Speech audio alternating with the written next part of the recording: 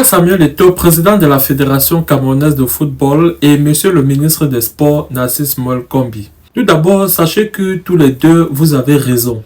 Si c'est ça que vous voulez entendre, je ne sais pas utiliser les mots comme superfétatoire, partial, partiel et parcellaire.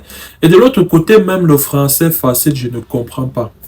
Mais toutefois, je réalise cette vidéo en bon enfant de la patrie qui laisse un message à ses pairs après ce qu'il considère comme une humiliation nationale.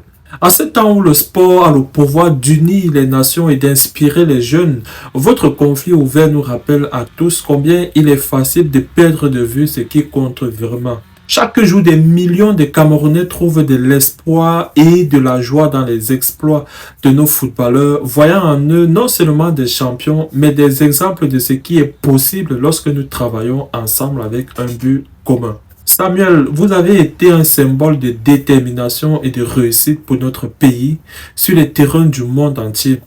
Votre transition de joueur légendaire à leader dans le monde du football a été une source d'inspiration.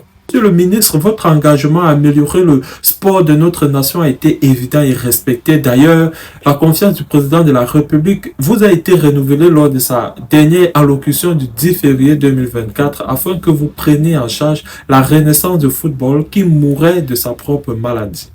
Enfin, je déduis que vous, ensemble, vous avez le potentiel pour être une force incroyable pour le bien de cette discipline sportive. Et donc, d'autant plus douloureux de vous voir en désaccord lorsque nous savons que les défis auxquels vous faites face ne sont que des obstacles sur le chemin vers l'objectif partagé, qui est bien évidemment le bien-être et la réussite du Cameroun sur le plan footballistique.